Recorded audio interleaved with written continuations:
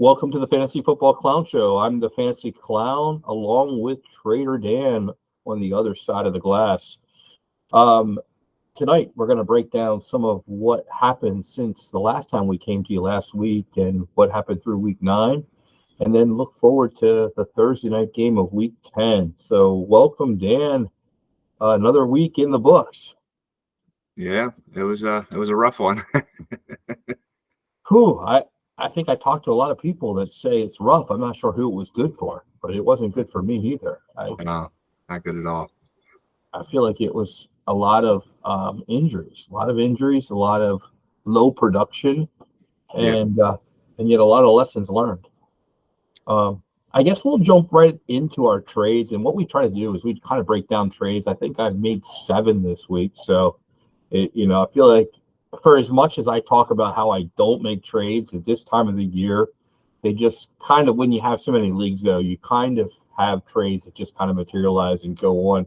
But I think more than looking at the trades and just kind of getting the reaction, what I've found is that I trade with a lot of purpose. Like, there are not a lot, even when I make mistakes, I do make mistakes just like everybody. And I guess I think it's more about the fact that the reason behind the trade is important. To kind of grasp the concept of the trade is more important than the actual players involved. And so when we make those trades, to have a real purpose, and rather than just say, oh, I just need a better receiver, like that's very short-sighted, because when you do that, a lot of times you're looking at the back of the card or what they've already done, and that really isn't a very good indication of what they will do. It's an indication of what they've done. And if you bought Puka Nacua 2 weeks ago, you're probably not impressed today.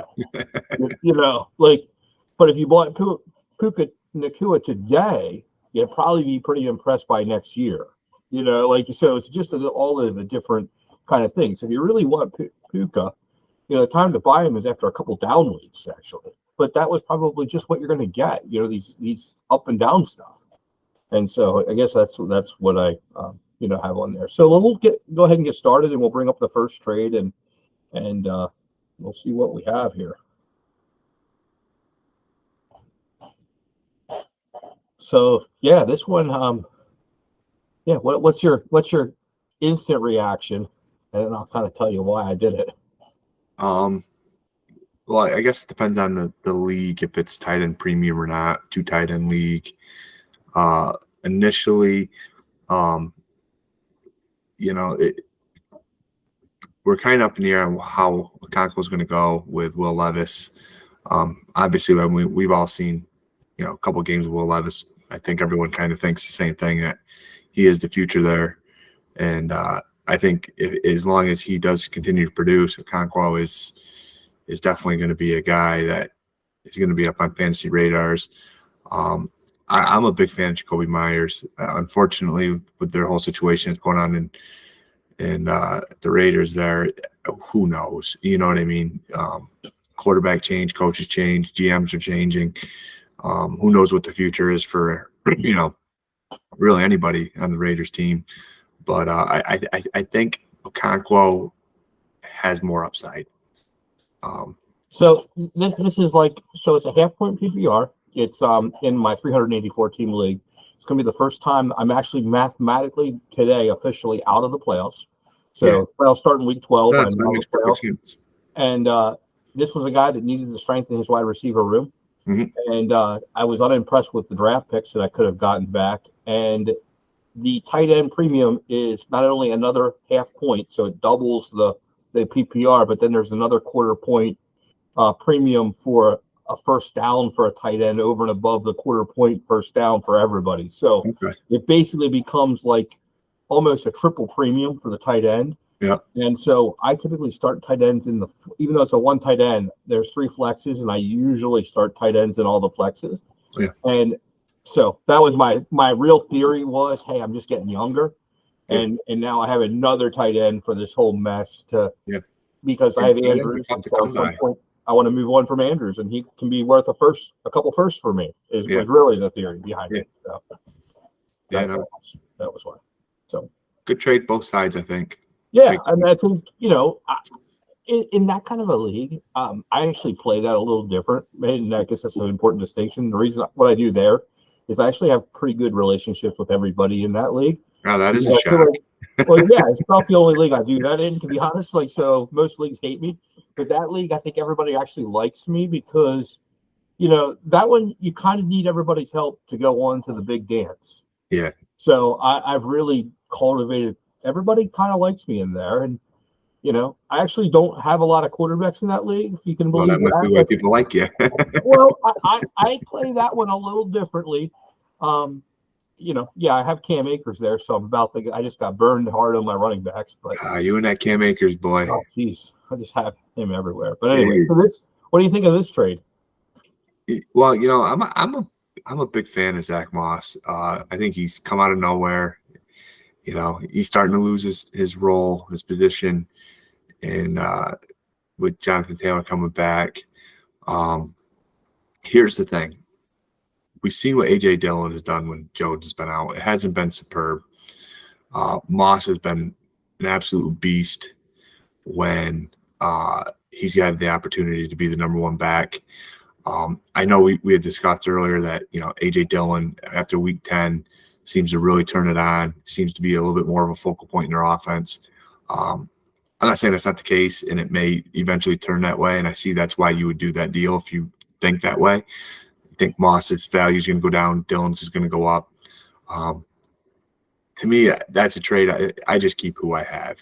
I mean, I'd rather not get burned with a crap. I just sent, Zach Moss and got Dillon. But so, what's your theory behind this trade? So this is a redraft league, so I guess. Okay, redraft. Okay, so that's an important distinction. Okay. I traded Moss to the owner of Jonathan Taylor. Okay. So there's two thoughts to it. One is he probably won't start both running backs. Right. Or, he's kind of, I don't think he'll start Moss against me because I think he'll start Taylor against me. And I find it hard to believe that he would go, let me start both running backs. So I'm basically giving him an insurance policy, but I'm getting myself a chance at a single standalone. Now, keeping in mind that the two running backs I start as my running back one is Josh Jacobs and Austin Eckler. So I kind of have my guys. Now I have Gus Edwards and I have Tajay Spears just kind of hanging out on my bench, just kind of waiting for the right opportunity to use them. Now I do have by week 13 there where I have Jacobs and Gus Edwards kind of there. So I might get into a jam, where I need another running back. But that's a lot. Week 13 is a long way away, a lot of injuries away, a lot of things can happen.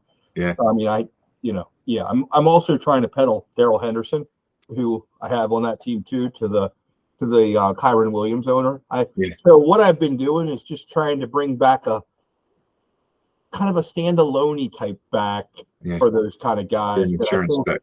Isn't really, just a handcuff. So I don't think that they'll start both against me, but so I'm not really giving them insurance, but I'm not giving them a starter. And yet I'm giving myself another chess piece in the game, but it's got to be a speculative piece because otherwise they won't make the trade. You know what I mean? Like I have to make it make sense so that they pull the trigger and don't try to come raid my cupboard a little bit, because I do have a good receiver room, there. So, or I feel like it's good. I have Deontay and Brandon Ayuk and Jordan Addison as my four starters. And then I also have Eli Moore and Romeo Dobbs, and Drake London, so a lot less there, but don't have to start more than two any given week either. So this is the expert league that I'm in. So we'll see how this is what I fight for no money. It's kind of an interesting freebie that I'm. Yeah, make the trade to hell with it then. So that's what I do. There's no money in some redraft. Well, but I want to win. I mean, and as we of course you do. I'm in 5th place, so I'm in the playoffs. So I'm I'm fighting. So next one. Okay, I gotta see where this one was. Let me know what you think of this one. Man, I tell you what, I like Christian Kirk. Me too. I would have a hard time giving him up for second and third. He's not that old. He might be old in your book, Ed, because I know you like the real young receivers, but what's he, 26? He's putting up pretty consistent numbers for the most part. I know he had a terrible week 1, but from there on out, he's been pretty consistent. I think he had another down week, but I mean, consistently 5-6 weeks in a row, he was double-digit points. I don't know that I would sell for a second and third Christian Kirk. Do you ever get annoyed though with not knowing who to start? Well, I know I start Christian Kirk. Would you? Where Would I you got start him my over leagues. Nico Collins? Yeah, I'd rather start Kirk.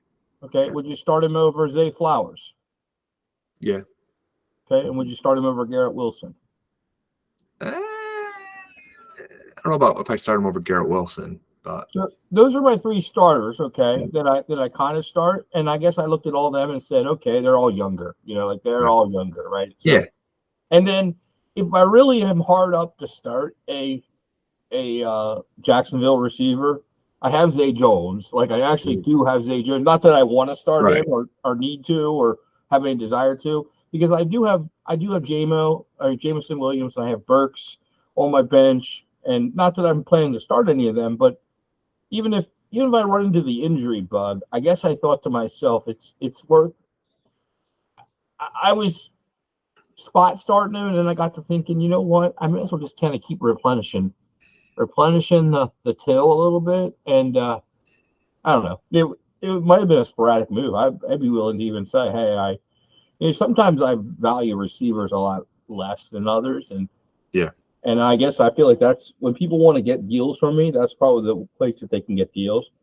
And I guess I thought I could probably pull a Christian Kirk like receiver out of the second, and then I get a free square on the third. You could. I don't like my chances. Nowhere near as much as I know what I have in Christian Kirk, but if listen, I'm not the guy to go land the right pick in the third round. I don't get the Nakuas, I do get Sam Howell or whatever in the 4th round once in a while, but I just never seem to pick that guy that is like, yes, thank God I took him in that 3rd round. So I just get rid of my picks. I guess what I'm thinking is that I felt really good enough about that Nico, Zay Flowers, and Garrett Wilson are actually really real players. Like I felt like all of them are real players. Look at Zay Flowers the last few weeks. I mean, he's starting to come back down, and it's just that Baltimore's found their run game. And I know you and I talked about it. They were going to pass this year, and now all of a sudden it's like run, and it's getting that time of the year where it's the teams that can run the ball win football games. I mean, I think he still has a lot of targets, so I guess I'm not even worried. He had one last week. Yeah, that's true. He only had one. 1 for 11 yards. Yeah, 1 target, and I didn't play as many percent of the snaps. I feel like I always start my guys, and I like to have lots of options. Now, obviously, when there's injuries, I get frustrated because then you don't have them. But I guess I was also looking at this that dog pound. Well, I was thinking the picks were actually pretty good too. Like I felt like I was. Let me see what the record is of the guys that I was. So that 2nd round is the 12th place team. So that's at least halfway made sense to me.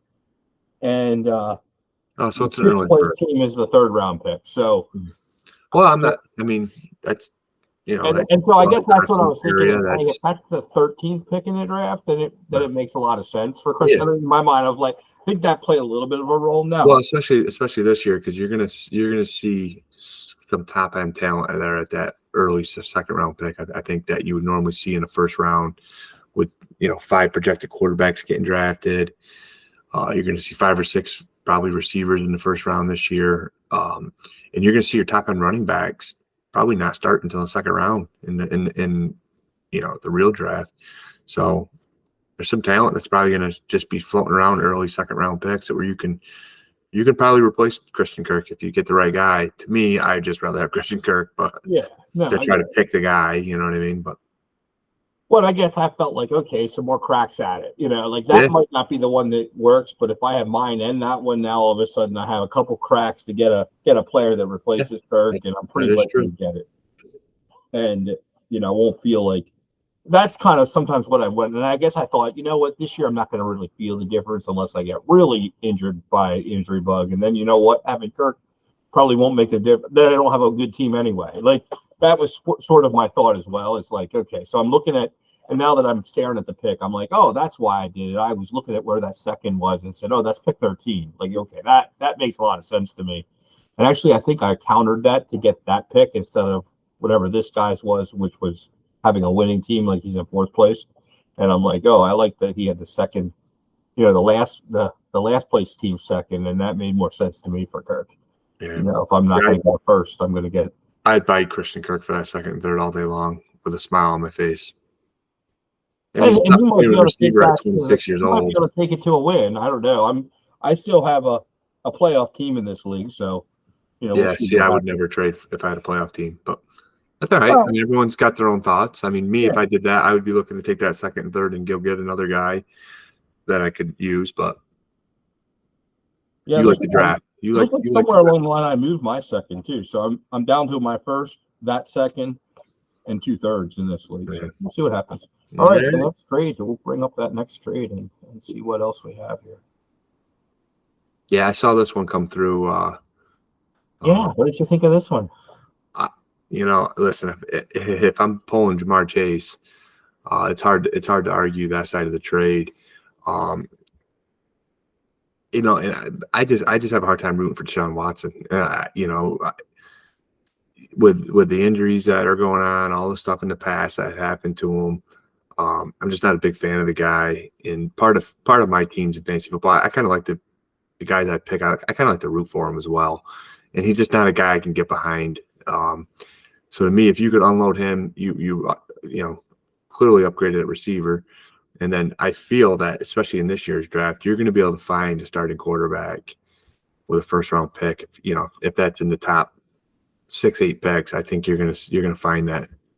I think giving him Watson and then a replacement of Chase or Metcalf, I think actually takes him from a mid-round playoff team to actually having a shot at the play, like it really winning. Like I do think I gave him somebody that he needed a quarterback, and I gave him a quarterback, and this was before Deshaun actually looked like a normal player this week.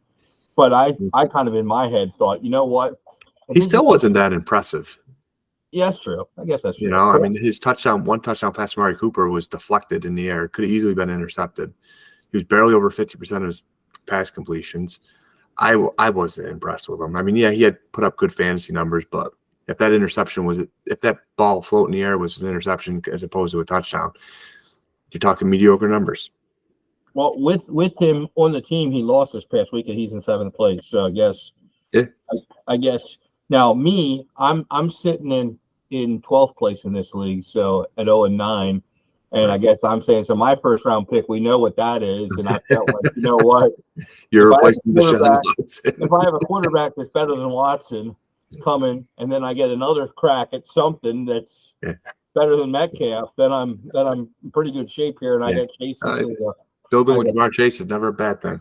As a floater, and then I looked at just the trade in theory. If I got Metcalf for a first, I'm doing that, and if I got Deshaun Watson for Chase, I'm doing that. So you know what? Here I just doing it. Like I'm just doing it. Like, it's an easy trade. Yeah. So nice trade. That should help your team in the long run. But I also don't think it was terrible for Jerry either. I think no. Understand what he was doing. I tell you, quarterbacks are tough. You pay for them. It's just the way it is. This is in Clownhead. The way real NFL is with 2 super flexes. So this is the 3 quarterback league. So good for you. They matter. Which I got that for Deshaun Watson.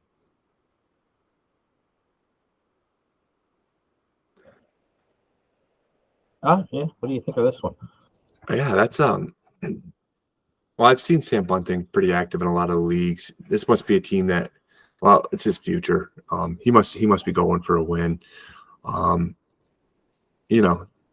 Ford, he's played well. But minus Chubb in that offense, you never know who's going to be the one that gets the lead bulk of the carries.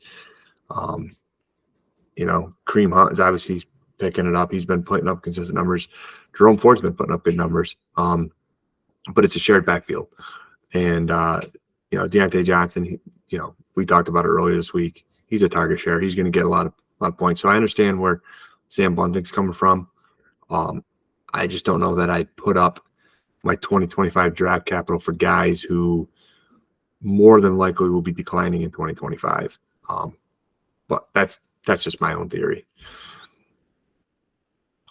And I mean, he doesn't have any 2024. He has his 4th and 5th and 6th. Yeah, that's what I was assuming. He gave up a lot. I see he's pretty active in a lot of the leagues. So, I mean, while he's sitting at 7-2 this year, I guess I feel like this is a kind of a way for me to pay it forward a little bit, even though my team isn't.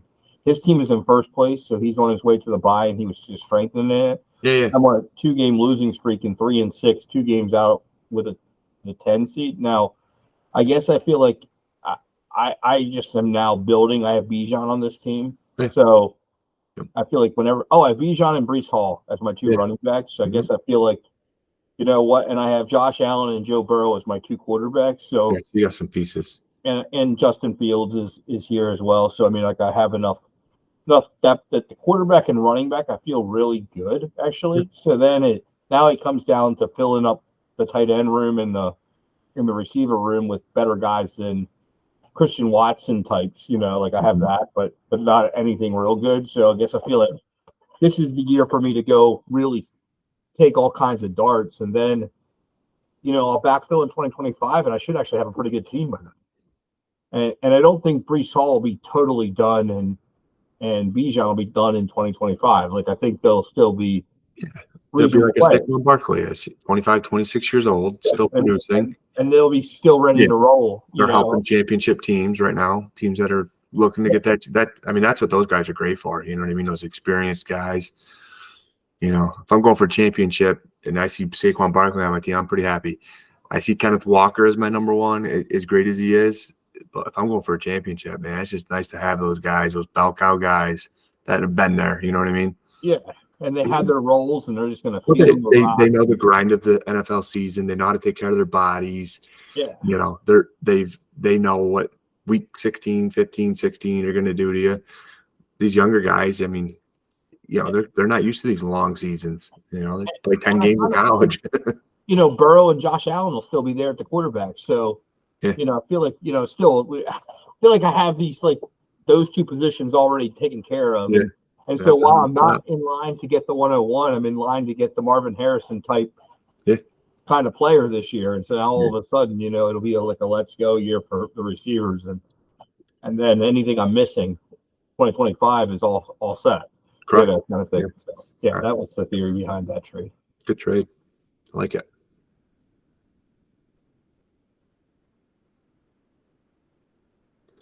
I didn't know. I know. Listen, if I'm not winning, I sell Pacheco. For 2 seconds, I mean, it's tough not to sell him. You're going to find the Charbonnets, guys that can help you in that second round that are eventually going to get a start. I mean, of course, there's the Spillers, there's those, but I mean, that's it all depends on where you are and where you value your team. Like I'm keeping Pacheco if I'm winning for 2 seconds. And I'm probably selling them for 2 seconds if I don't have a chance. The team is 0-9. It's an orphan takeover for me. My starting quarterbacks are P.J. Walker and Brett Rippon. Yeah. And my starting running backs are Darrell Henderson and Royce Freeman. And my starting tight ends are Kylan Granson and Will Dissly. So have we told you enough about my team? Hopefully you didn't pay too much for that team. Holy cow.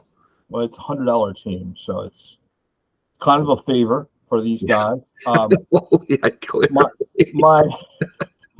looking here. My best players are like David Montgomery, Damian Pierce.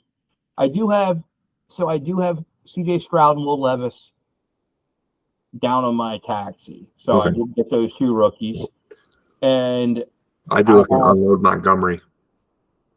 Same thing. I mean, once he's back off of IR, and then I have Jalen Waddle. That is kind of like my untouchable receiver, and I've got Jonathan Mingo, but really, that's all I'm building with. I have those 2 quarterbacks, I've got these 2 receivers, and everything else is pretty much I'm going to sell for whatever I can get, unless So budding new, I what else could I do? I wasn't going to get a first for him. So and by the time you can win, Pacheco is going to be a I grandfather. figured 2 seconds. Yeah, I figured 2 Pacheco's seconds. son's going to be in the NFL. Yeah, Kylan. I like my tight ends are brutal. That team's rough, man. Oof. God Yeah, bless this you. is I one of the couldn't worst think a jobs. team was like that. I mean, I try not to make fun of teams because, what do? I drafted the rookies, so C.J. Stroud and Will Levis is all me.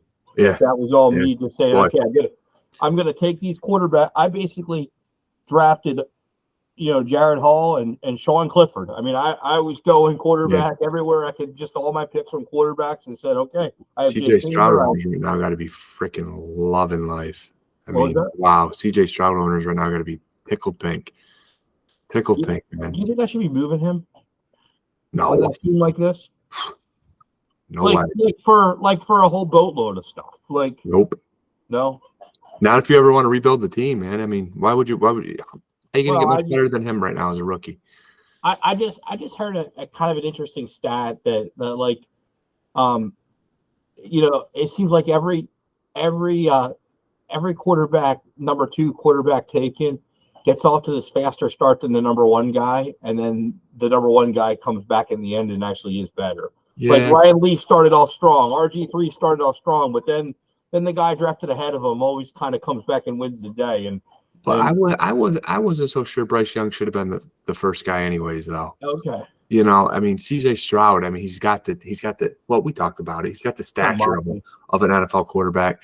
I'm not huge on those little step back quarterbacks. I mean, even the Tuas, the Bryce Youngs, the Sam Howells. Like I want a big Will Levis 6'6" guy, stand in the pocket, throw over.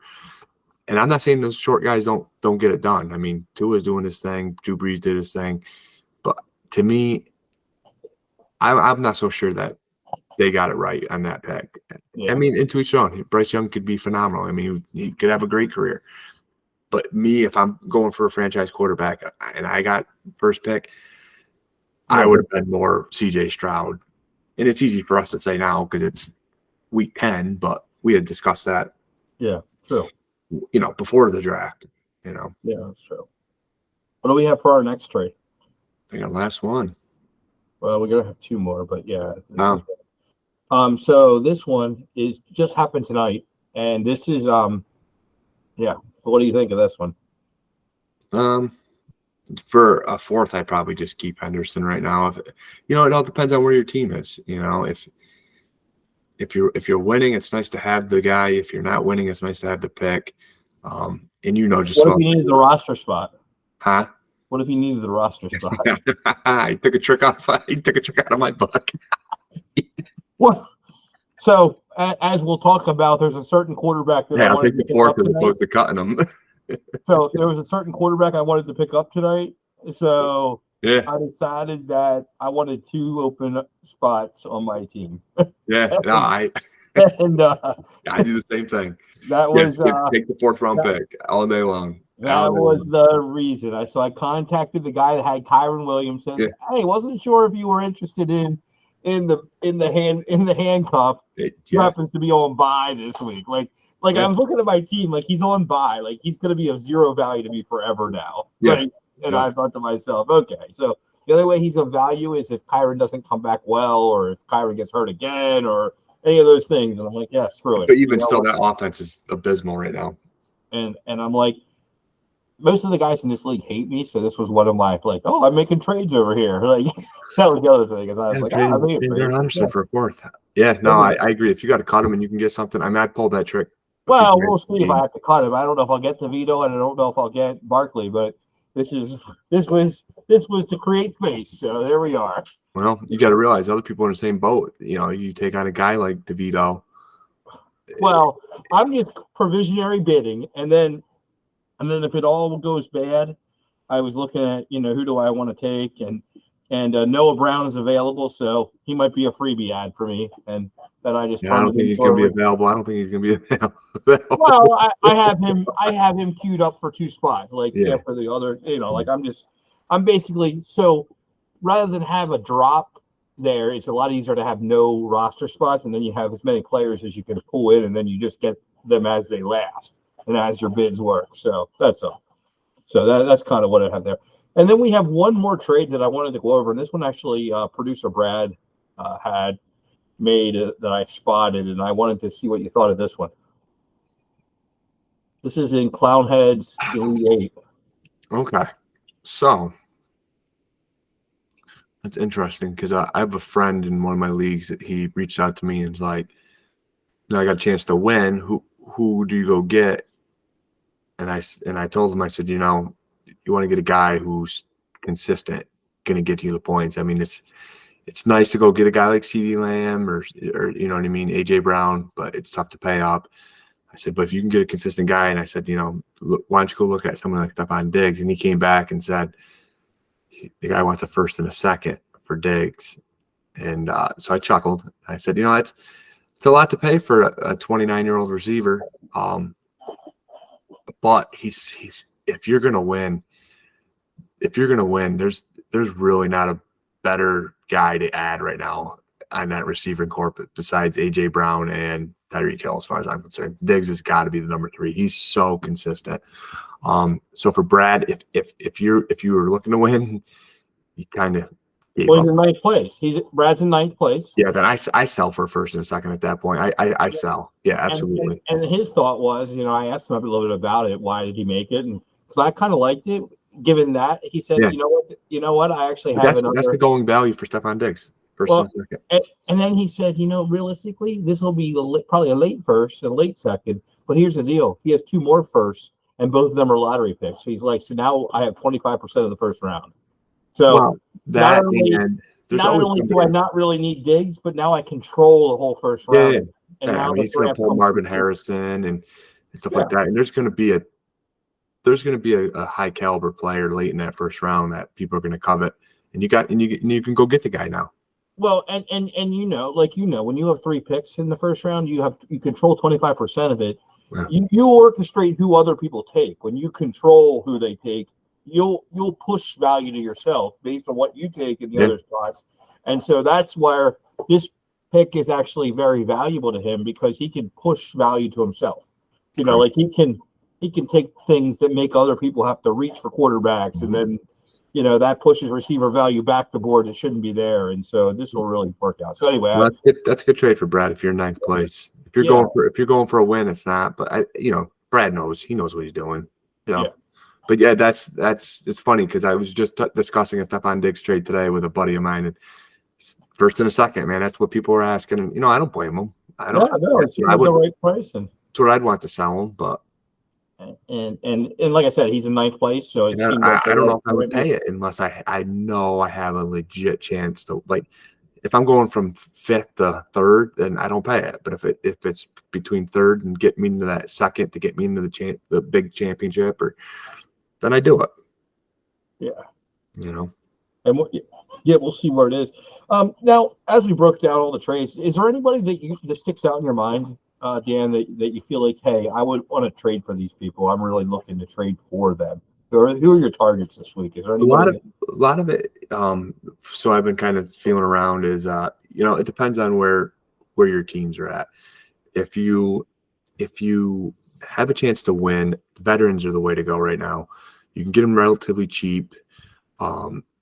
Off the teams, off of lesser teams in the league. You know what I mean? People are willing to sell. Which guys are you thinking? Are you thinking like I love a guy like Thielen. I love a guy like Keenan. If you can go get a Keenan Allen off of a bad team. How much are you paying for those guys? How much will you pay? I would dip into my seconds. For a guy. I mean, but you're going for money. You know what I mean? So you're going for money. I'm only doing this if I can go for money. I'm buying the Keenan Allens, the Thielens, the Mostarts. I'm buying. I would have said Michael Thomas, but after 1 target and 0 points the other day, that's tough to go out there and just jump on him right now. What if you're in 7th place and you're trying to get into 5th place? What kind of players are you buying at that level? Well, if you're in 7th and you're trying to get into 5th, I mean, I'm still going after those type of guys because that's where your value is right now. Right. If they're on roster, guys who are in lesser spots than you are now, it's tough to go buy a Thielen from the number 2 guy or the number 1 guy because he's using them. You know what I mean? For him to unload them, it's going to cost you. But if you get some of these guys, and if I'm in a winning situation, I'm trying to pick guys off of rosters like Christian McCaffrey, who's on a bad team, Austin Eckler if he's on a bad team, and then it's tough like to go get a guy like Brees Hall because he's young, he's a building piece. So what would you pay for Christian McCaffrey or Eckler? Would you dip into your first for those kind of Yeah, guys? oh, absolutely. If I had a chance to win, I would go a first round pick, because you got to remember it's going to be a later first round pick, and for a guy to get rid of him, they got to be compensated. If I'm giving up one of my best players for you to go win, take care of me so I have a chance to win. You know what I mean? And that's kind of my feeling when I trade away guys to winning teams and when I buy from winning teams.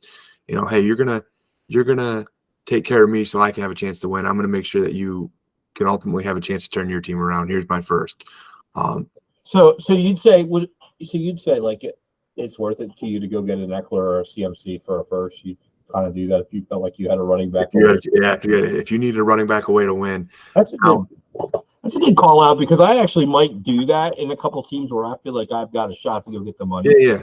Now if I'm sitting at 3-7 right now, I'm not buying Eckler. I'm saying if I'm in the 6th spot in the playoffs, and that would be able to get me to the 4th spot pretty freaking quick. Yeah, you know what I mean? I'm ponying it up. Absolutely, yeah. And then I'm if you're looking for receivers, stuff like that, like I said, Stephon Diggs, he's a great guy to go get. If somebody like Tyreek Hill's on a bad team right now, you can go get him. I mean, I saw Tyreek Hill today go for an absolute ton. I mean, Debo Samuel, Kenneth Walker. I was just like, holy moly! I mean, he's talking about retiring at the end of next year. You're giving away your whole future, and but and people have that in the back of their mind who are rebuilding is, I can't win with Tyreek Hill this year. Chances are I'm not going to win with him next year because it's tough that he is going to outproduce what he did this year. You know what I mean? Yeah. So I'm going to buy the older veterans, trying to buy him cheap off of teams that aren't as good in the league and give myself a chance. And if I'm the guy who is not doing well in the league, I'm trying to sell some of my older vets that can contribute to the guys who have a chance to win. I'm staring at a league that I'm starting Gus Edwards in with Kevin Walker, and I'm tied for the last playoff spot, but I'm in the 7th spot, so I'm not. Like my record is the same, but my points got me outside looking in. So that might be something to go. Yeah, I mean, ultimately, at the end of the day, you want to win. You know what I mean? You want to win, and holding your picks they're nice come draft time. But if you sit there and say, "Oh, I held my first and I didn't win this year," the chances are that first is going to take you a couple years to win anyways. And the person that's got the balls in the league is probably already a step out of you. So. Well, in that league, I have 2 firsts next year, so it might be worth going in. It's really nice when you got 2 first because then if you give up a first, you're like, I can still go get a guy that I covet. Yeah, I still have, but my receivers aren't wonderful. I don't know. Like I'm saying Olave, Flowers, Garrett Wilson, Jacoby Myers. Like it's okay, but am I really living in the dream that I'm Gus Edwards benching Gus Edwards and putting CMC in there away from winning with that team? I don't know. Like I don't know if the team can win.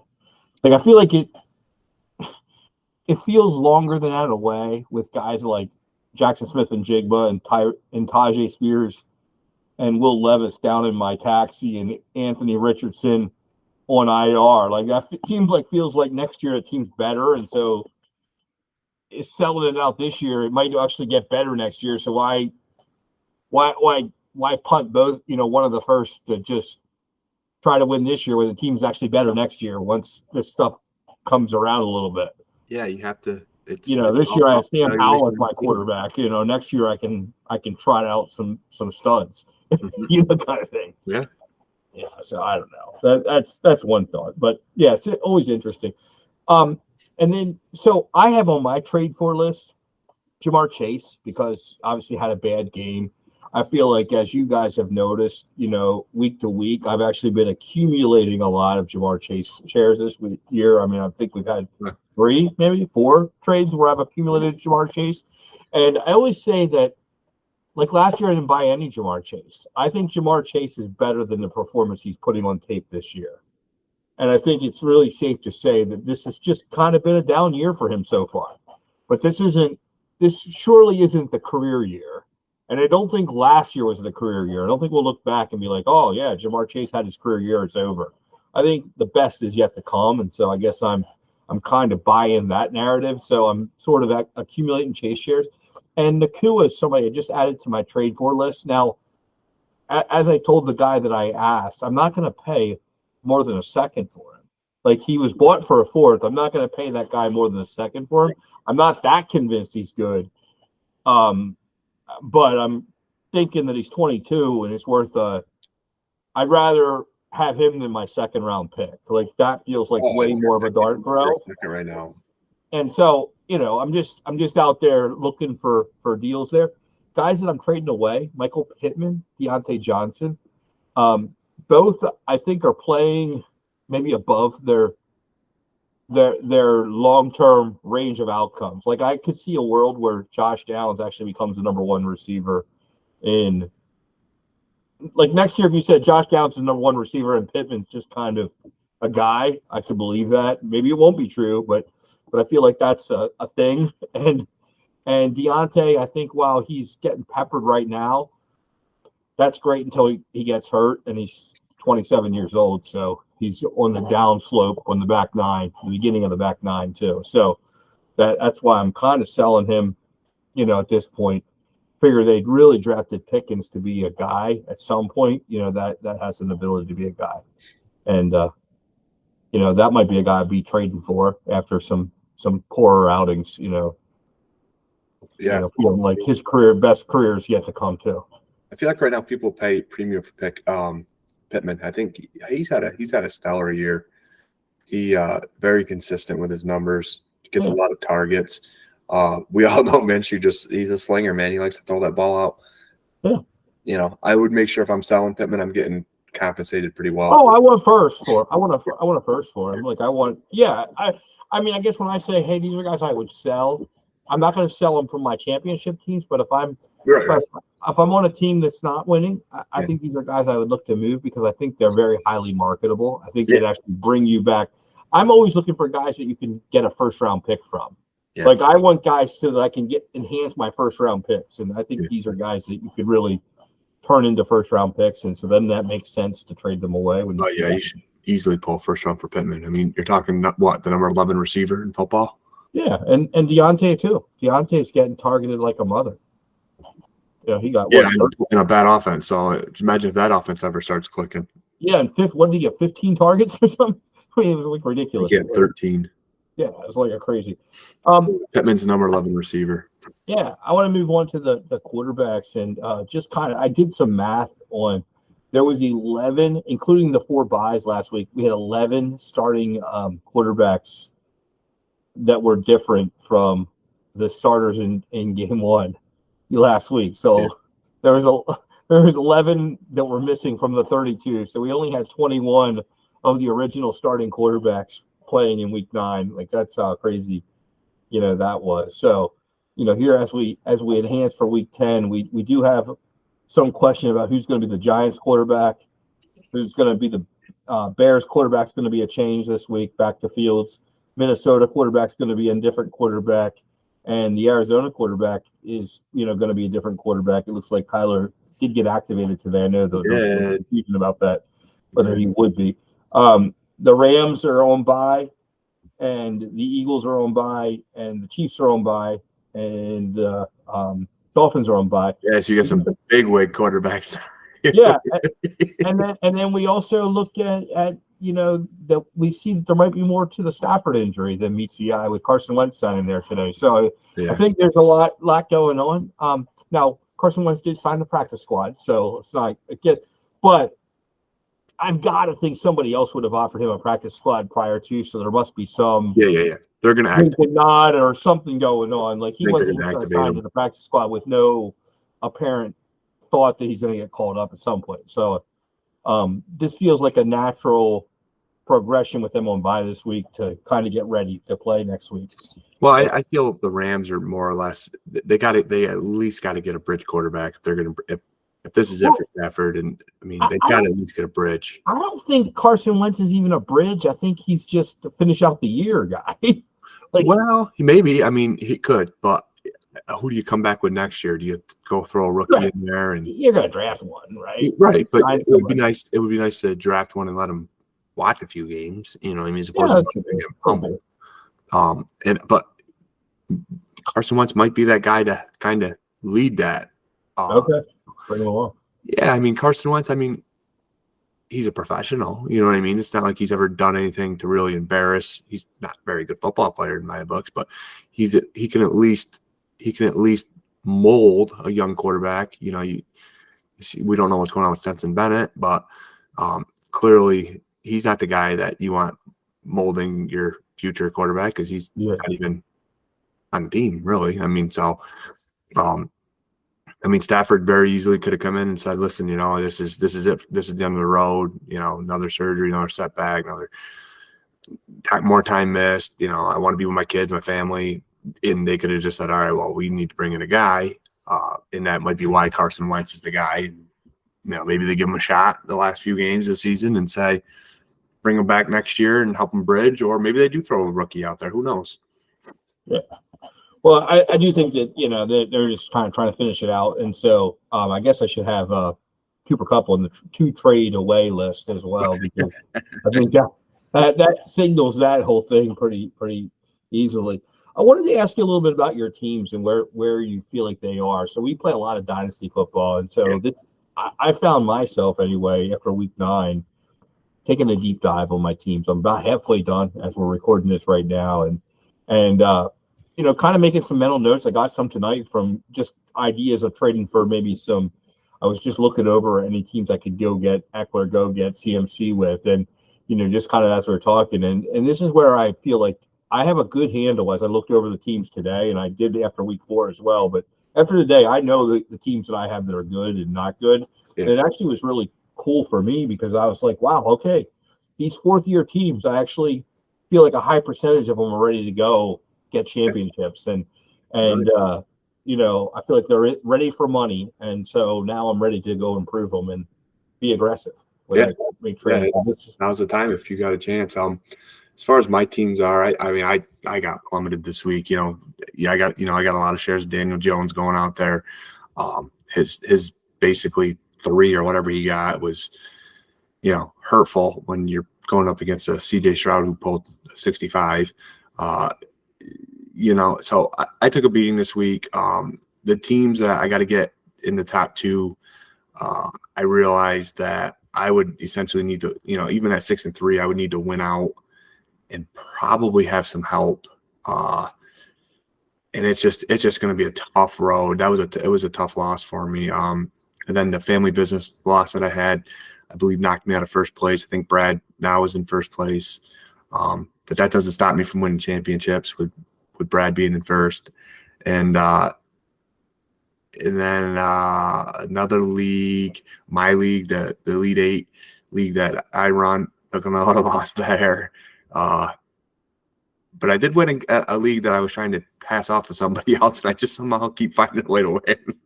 Well, that league that you're talking about, I kind of found it interesting that me and Brad are in the 2, 3, 4 spot in that league. Incredible. And you know, we just are right there in the money. There is a guy ahead of us, but you know, we're 2, 3, and 4. Like for Brad taking over that orphan team, he's done a phenomenal job with them guys. I took over an orphan team. You know, I got lucky on a couple trades that probably shouldn't have gone through in my favor, but it is what it is. You know, I offered them, and I took it, and you know, they worked out very well in my favor, and that changes the how your dynasty goes. You know what I mean? Well, I was looking at Daniel Jones. I have 34 shares of him in 45% of my league, so I too share in that. And you know, I've got Jimmy G. I had 36 shares of him, and he went to the bench. And Brett Rippon looks like his career is over. I have 40 shares of him. And PJ Walker, he went to the bench. I have 40 shares of him. So, you know, hold PJ Walker though. Hold him. You think so? Yeah. Watson's fragile. He came I back agree. because he had a chance to beat up on Arizona. You know, Well, I got a lot of Pickett. I've got a lot of Hendon Hooker, Tyson Badgett. He's going to the bench, so got rid of him. I mean, but he's a serviceable backup. I mean, I think he proved that he could go out there and at least, rah his team to a chance to win. I mean, whether they win or not, but he at least gives them a chance to get a win.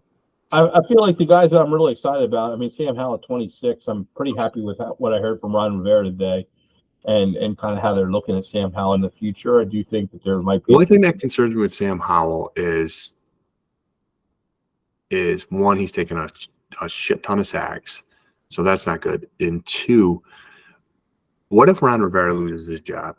Well, that's where I was today before I heard the interview with Ron Rivera. But now that the defense is kind of rallying behind that they want him to be the quarterback, it's bigger than the coach. And I feel like when the room wants you, when the players want you to, when they view you as their franchise quarterback, it's a little bit, at least the key defenders are now, the ones that are left are kind of saying, hey, no, we want Sam Howell to be we view him as the long-term answer at quarterback. And, we're going to make stops so this guy can drive us down the field. Well, that started to, Jonathan Allen is who said that in his presser, and I felt like those guys have to say it, and and they have to do it with Ron Rivera as the coach. But they bring in a new coach, and that could easily could all change. I agree with you. I mean, I think it could. I guess I'm just feeling like a lot better after. Listen, I think it'd be foolish for teams to move on, for Washington to move on from Sam Howell. I think the guy is a phenomenal quarterback. I don't think the problem is quarterback at all. They're just not a good football team, and he's playing above and beyond really what he should be, and he's actually the reason why they won 3 games or 4 games. Well, that's kind of what they're talking about. That they need to go in the draft and get offensive line, defensive line, and once they do that, then they'll actually be pretty good. They'll be tough to beat. Like if they strengthen the lines. The problem is and I don't think Sam Howell's good enough to go beat Jalen Hurts.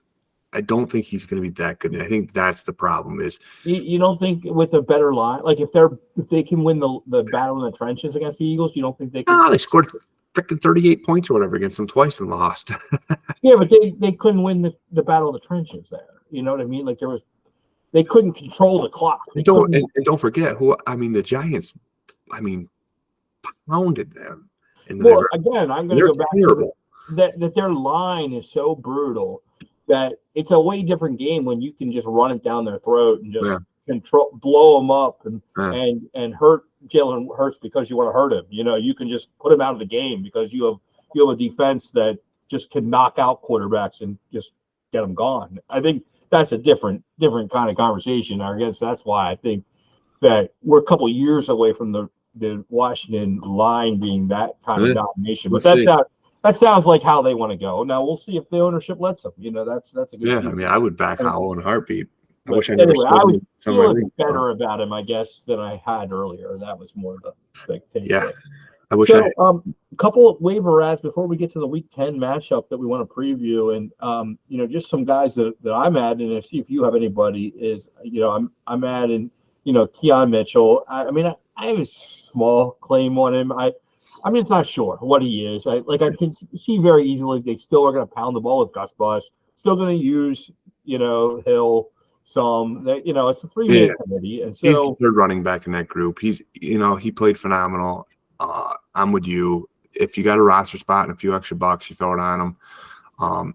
And he could be phenomenal. But you keep throwing massive money out on these running backs who you think are because they had one good game or it's tough. It's tough. Baltimore always never just had a lead back ever. Yeah, they always move it around. This guy may never play a game, another snap in football for Baltimore the way they run things. Well, and remember, Melvin Gordon was the leading rusher back a couple of weeks ago this year. And we forgot about him in a hurry. So and Justice Hill's the one. I think Justice Hill took 48% of the snaps. Justice Hill. Yeah. So it could be anybody. So I guess I say that. There's a lot of people putting money on DeVito. I have some provisional bids on him. I kind of took your lead when you told me, hey, Barkley, And I know they signed Jacob Eason today, but I still think Barkley's the professional quarterback of that bunch, right? Is that Well, I just think that. So here's the thing: if you need a quarterback this week, today, for Sunday, I don't think Barkley's your guy. But I do think with his connection with Dable, the Bills organization, where he worked with under Dable and the GM there, I think they give him a chance. I think they give him a chance just out of pure respect for him. I can't see Danny DeVito going out there getting pummeled by the Cowboys, getting pummeled by the Eagles a couple times, and saying, "We're just going to ride you out, pal." I think at some point they just say, "All right, Barkley, you're up. You get a chance to show what you can do," and ultimately, one of these guys got to come back next year to be the backup quarterback because Daniel Jones probably is going to start the season off on IR. And I don't necessarily know if they bring Tyrod Taylor back. Why would you bring him back at this point? yeah? So really this could be between DeVito and Barkley on who could be the backup quarterback next year for the guy. What do you think about Eason? Do you like Eason? I mean, he was just signed back again today, and they had him before. I just think that Dable is going to go more with what he's familiar with, and I think that's Barkley. When it's all said and done, I think Danny DeVito gets the nod this week, and I think the reason why he had it before is because he was with them with the preseason, and he got a lot of preseason snaps. I just think that DeVito's going to get the start this week, maybe next week. But I think at the end of it, when it's all said and done, when you need a quarterback week 13, 14, 15, you're just going to be thankful that you picked Barkley up cheap now, and you ain't got to pay big bucks for him later. So I'm going to go a different way. I'm going to come out and say I think Barkley's going to start this week. I think you're going to see him come up this week to start at quarterback this week. So I'm going to put that out on a prediction. I think that's how that's going to go. Was he even elevated from the practice squad yet? No, so you get 3 activations, and that only happens on Saturday. So it'll only happen on Saturday. I mean, it means we'll see who gets first team reps tomorrow. That may or may not leak out. DeVito's getting first team reps tomorrow. I hate to break it to you. Was it announced? I didn't hear. Well, Dable said that his concern right now was getting DeVito ready for the Cowboys. Okay, I did. And he's a straight shooter. He's a straight shooter. He does shoot pretty straight. I give you that. I did not. I'm saying this blind just based on what I saw with DeVito last week. I'm going to put my prediction. So just so we're kind of on opposite ends here, I do think that we're going to see Barkley start. I'm not going to back down from that. I think you are wrong. So we'll see. I might be. Another guy that I'm looking to pick up this week, I think is kind of a lost in the shuffle guy, is Kyle Phillips. He's a slot receiver from Tennessee, and I think there's some connection there. I think that he was working well with Levis on the second team, and I think there's a comfort level there that makes a lot of sense. It's kind of like a blankie, for the kid in the crib, and I think you're going to see that that's a slick little pickup. And he played good football last year when he got an opportunity. If you remember, he had that one huge game, and then what got hurt, and we never heard from him again. So he's a pickup, an under the radar guy that I just think if you want your next Noah Brown, he's your guy. That's the capability there. Some week, I don't know if it'll be this week per se, but it's just some week. Who knows if you ever have to throw him in to start? At least it just might be the week for him. It's kind of a ceiling play, but it's just somebody that might not be bad in a PPR environment, especially. And then tight end Alberto. I mean, obviously, he was slickly brought in by the Eagles, and with Goddard being hurt, I mean, the tight end's a big part of their offense, and so with the third receiver and the slot receiver being hurt, I think it's an opportunity, obviously, for Julio, but I think it's even more of an opportunity for Alberto to get some action. So those are kind of my subtle waiver ads, and so people that I'm bidding on just kind of out there. And it's like if you're in a clown head league and you can get to Alberto, geez, I don't know if you can, but if you can get to him, that could be a real winner with 3-point PPR. So I mean, you see what Trey McBride's doing now that Zach Ertz is out. It's crazy. They're going to get targets. Yeah. So those are my picks. Do you have anybody that you can think of offhand that I didn't? No, we touched up on. I'm not a huge waiver guy. Not that I don't think it's important. I just feel like in order for me to grab a waiver guy, he's got to be better than who I have on my roster currently. And I don't feel like anyone really stands out. Like I do like the kid from Baltimore. I think that if you can stash him, he's worth a stash. He's young. I do like the DeVito Barkley combination pickup. If you could, if you're in need of a quarterback, I don't, I mean, we've seen Daniel Jones, Tyrod Taylor's been able to do nothing spectacular. It's just the way the Giants offense is going to be, but it's better than a zero. You know what I mean? And if you can get that combination right now cheap and just stash them so that way, if you're relying on Lamar Jackson to win you a championship and he goes out again this year like he did last year, hey, at least I got a guy here I can throw in. Well, I got a guy I can trade, or I got a guy that keeps you getting a zero. Is really what I do. Yeah. Well, you're deep at quarterback, so you're looking at it a totally different aspect than a guy who's got two quarterbacks total on their team. And to me, it's like that's a guy I would go waste some money on because it's inevitable. Those two are going to start. One of those two are going to start and finish out the season. Giants aren't going to bring in a guy who can win games. I mean, that would make no sense at this point. There isn't that guy available. Well, I mean, even somebody like if they were going to try to go after and just say, "Hey, Matt Ryan, would you come back?" It don't make sense. Yeah, I mean, just don't make sense for them. Yeah, and they don't have the cap space, so they're just going to roll with these cheap quarterbacks and just grind out the year and chalk it up and try again next year. Yeah, agreed. No, agreed, totally. Okay, looking at Thursday night, I mean, as we finish up here, Carolina Panthers versus Chicago. How do you see this game go, and who are the fantasy assets that you're going to start on Thursday night and try to put some points up against your opponents? I know how you like Thursday night games, so I hate Thursday night games. I'd rather just freaking sit everybody. But I do believe your running backs from Carolina, both of them, if you got to play, if either one of them that you got to play them, you play them. I think Chuba Hubbard and Miles Sanders both. Chicago gives up a lot of points to the running backs. You got to start them. You know what I mean? If you're in a pinch, you know what I mean. I like Pacheco and Mostert and Swift. They're all on buys this week. If you're kind of debating on which guy to start, either one of those guys can give you a decent fantasy day. I like Thielen mostly because of the targets. I think DJ Moore has a bounce back week with Fields as his quarterback. Obviously, those type of guys, your regular starters, obviously you got to start. But the secret guys to me, the guys if you're on the fence, the running backs from Carolina, start them. Because which one's better? Which one do you start ahead? I got both Chuba Hubbard and Miles Sanders on my team. Which one do I start? I got to start one of them, but I can't start both. I go with Chuba Hubbard. To me, I think he's the guy that they're more or less leaning on, and I think he's kind of taking a reign. Although Miles Sanders did have a decent game this week, but I just think it's Chuba Hubbard is the one guy. But again, if you're stuck in between, starting Chuba Hubbard or Miles Sanders or I don't know, Matt Breida or whatever your options are at running back, you start them and go with it, and they should outproduce most of the other two running backs in the league. Would you what about over receivers like Jonathan Mingo? Do you like Jonathan Mingo?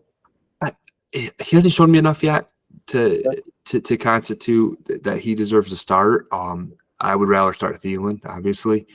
And then I would also come back and I would rather start guys like Mooney over Mingo. I'd rather start, obviously DJ Moore over Mingo and go that Bears running backs. What do you like about the Bears running backs? I think Herbert's coming back this week. Herbert, do you like Roshan Johnson? Do you like?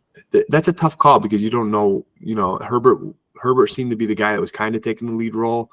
And then it was rumored that Roshan Johnson was going to take over from there. And then he had the concussion. Khalil Herbert had a good game, and he got the injury. Foreman comes in, starts playing well. That's a tough matchup. That's a guy. I would probably still go with. I think you almost got to go Foreman one more week, don't you? I Out of don't that know. I have lineup, him on the bench. I have Hubbard over him. Do you like Hubbard I would. over Foreman? Yes, I would. Yes, I would. That's who I have so far. I have I Hubbard. would. I would trust going Hubbard over him. I thought you meant which guy from those three. Where do I start? Well, I have Foreman too on my bench, and I have I Miles would Sanders start on Hubbard my over bench. Foreman though. Only because the whole Khalil Herbert, you're not sure what's going to happen. He could come in and consume 60%. Do you like guys like Gabe Davis better than Hubbard? Gabe Davis.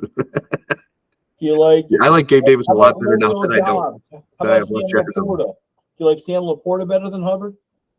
No premium on tight ends, just Sam Laporta. Better than Chuba Hubbard. Oof, that's tough. Oof. Yeah, Sam You Laporta. like Romeo Dobbs better than those guys? No, I don't. I'm not a huge fan of Dobbs. Yeah, I'm not a huge fan of Dobbs. He just don't get the targets. He just don't get the targets. He had a couple big target games, and then he's just not. And you would think he'd get more targets. Christian Watson's always out, and it's just they don't get him. He only had 3 last week, but 9 the week before. Yeah, I don't think that. Yeah, what do you have the week before that? 2? 9, 5, 4, 13, 12, 3, 5. Yeah, I mean, it's all over the board. He's all over the board, inconsistent. And I think he's a phenomenal receiver. I mean, he's a hell of a jump ball receiver, catches the ball at his highest point, comes down with it, acrobatic catches. It's just they don't throw it to him enough. Yeah, this past week, Gabe Davis had 2 targets. The week before, he had 12. And it's right, same thing. It's one of those do or die type things. And I mean, I guess Laporta is the answer. He had 10, 7, 11, then 4, 5, 11, 6. But 10, 7, 11, I mean, I guess that's something. Right? I don't know.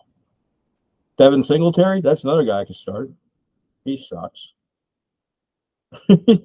I mean, so I have all those guys for one spot. I just don't know who to start. So I was trying to pick your brain a little bit based on that game. I feel like there's a lot of guys, and I think where I'm at on Thursday night is when in doubt, bench all the Thursday night guys. I think that's where I'm actually gonna.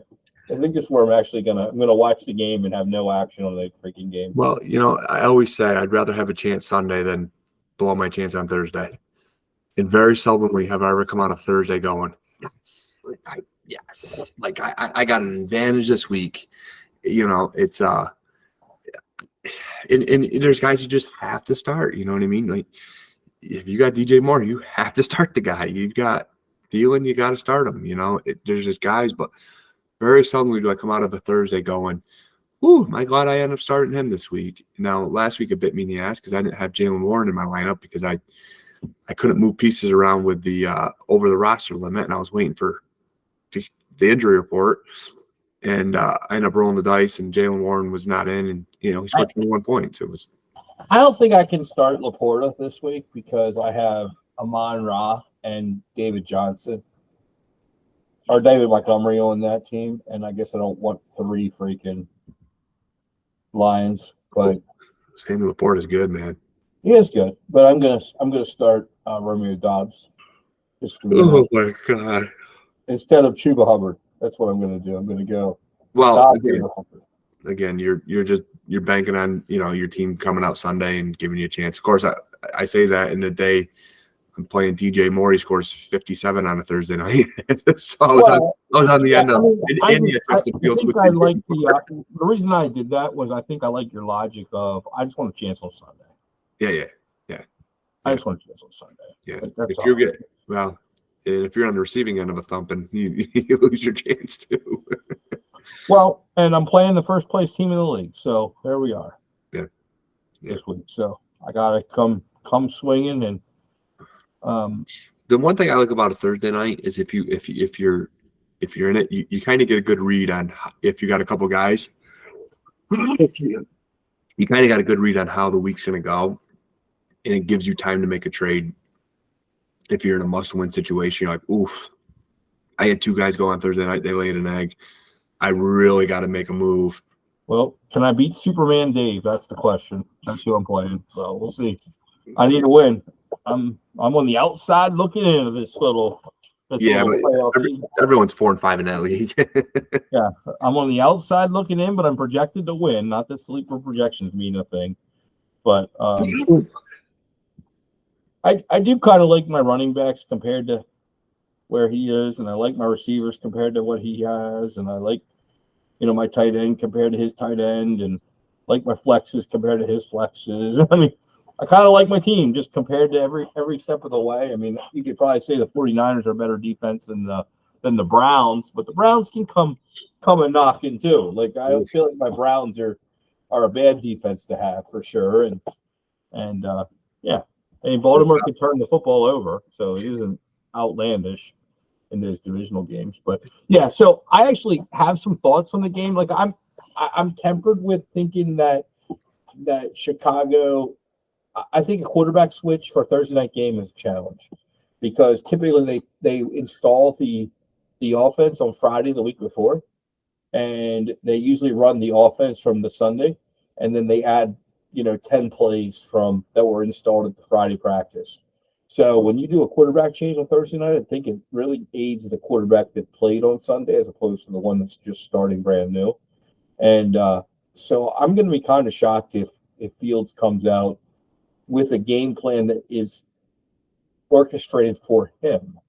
And that's more of a coaching snafu than a field snafu that I'm kind of predicting. So I kind of think that actually Carolina has a chance to win. And then couple that with the fact that that the coach, Matt Eberflus, was on the staff of Frank Wright in Indianapolis. And so Frank Wright's offense went against Eberflus's defense every day at practice. So they kind of know each other from a coaching schematic standpoint. And so I think where there's more offensive influence other than Frank Wright, I think since Matt Eberflus calls the defense, it'll become very predictable for Frank Wright. And I think so. I guess I kind of think that has a realm. And so, do you think high scoring or low scoring game?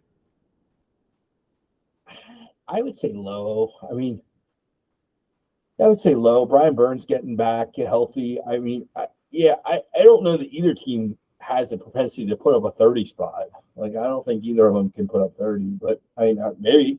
And I do think that containing Justin Fields will be a problem. I think both teams suck against the run, and I think both teams' containment is kind of a struggle. So I would grant you that could be a problem. So I could see how they could run up the score in that facet. But I think the Chicago fans will get, like, if they somehow lost the game, I think they would turn on Fields just based on what Bagent's done. And I think it could become like this thing. And all unfair to Fields, but I just think that this has a propensity to become like a thing in Chicago that we might talk about on Friday and Monday and Tuesday that is a story, So that's sort of my prediction and the narrative I think that could happen. And so I kind of, and I also think that Mingo, I'm not willing to start him. I did ask you the question. Yeah. But I think he's a star in the making. And I think at some point this year, I don't know if it's week 16 or week 10, but sometime the guard will start to switch to Mingo and he'll become a player. I don't know when that is, but so that's another thing to kind of keep an eye on. Don't have a good handle on the running backs. I think they're just going to platoon them. So I think that's just what Frank Wright does. And I think I was happy with deep tight end. Tommy Tremble is a guy that I think keep an eye on. I've seen him make 3 good plays in 3 different games. And at some point, a 23-year-old tight end that's in the 3rd year of his being in the NFL, like that 3rd-year tight ends are a thing. 23-year-old, that seems young to me. And the guy's like 6'7", so that's kind of good too. And he runs the seam pretty well. So, he's a plus tight end, plus athlete, young, 3rd year. Like everything kind of lines up. So I do like him as well. So that's kind of what I know about that game. Cole Kmet, 2 big games in a row. I think if you have him, you got to start him, right? That would be a guy. Absolutely got to start him. Yeah, he's a guy. Mooney, I'm kind of on the other side of you. I feel like he's a guy I want to see play. Yeah. And DJ Moore, I'd like to see how he vibes with. If you don't have anybody better, you gotta start him. I get it, but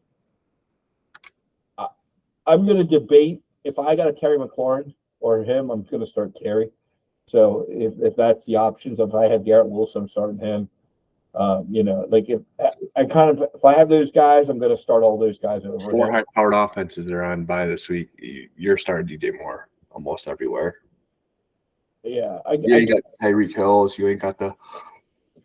Well, I guess where I have DJ Moore, I don't really have those kind of guys. But DJ, let me just pump in more here, and then before we just kind of wrap things up.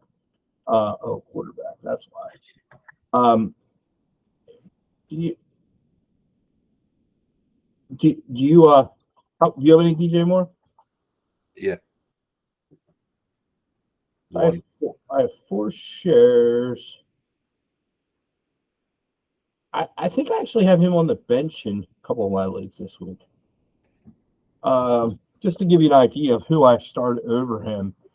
I have a playoff team here I want to look at just because I think team's 5-4, right? So it's an okay team. It's in 5th spot. And I am not starting DJ. Oh yeah, I am. Okay, so I've got Moore, Flowers, Dobbs, Jacoby Myers, Garrett Wilson. I'm starting 5 receivers there. And I'm starting him over Dodson. So Dodson's my best receiver on the bench. So I guess I went with Dodson. Now, what did you think of Dodson's last week? Oh man, yeah, he's starting to get some targets, huh? Well, I thought he got a lot more than that, but he got 8 targets. Is that all? Oh, is that it? Yeah, he's still scored quite a bit of points. He's starting to come on. 2 weeks ago he had 10 targets, and a week before that he had 8 targets. So 8, 10, 8. Yeah. So he's starting to pick up his targets. Yeah, I don't. He still has to show me more to be worth what probably people are going to be asking of him. I sold him earlier in the year, probably a little too early, more or less to do with I needed guys who could contribute now to get me into the running for the championship. And, now that I feel like my team maybe won't make it, guys like, I wish I'd probably held on to Dodson knowing what I know now, but, it's still. You know what? I do think that you got to start DJ Moore because he's playing Carolina. That's why I started him. Thought it was a revenge game for him. Yeah, could be. Yeah, I guess I was looking there. I have Gerald Ford on my bench, and so that feels like a little bit wow. Okay, because I could put him in the flex and put Myers in the receiver spot. But yeah, I mean, I do think that I want to keep him there for the revenge. So I do agree with you. If you have him, you got to start him. Yeah. Unless you have lots of stuff that you could, that you can start over. I try not to have a lot of decisions. That's why I was asking you on that one league. I feel like I have decisions everywhere there, and I'm liable to make the wrong one. But I like the idea of just fade the Thursday night guys and figure they don't really score very many points, and that seems about right. So. Well, that kind of is a wrap, I think, for everything that we have. We went a little bit longer. You're breaking everything down and getting ready for week 10. But give any parting words, Dan, before we check out and good luck to another week of football, baby. Yeah, let's come back with some wins. So we'll say so long for now. That's Dan. I'm the fantasy clown, and so long.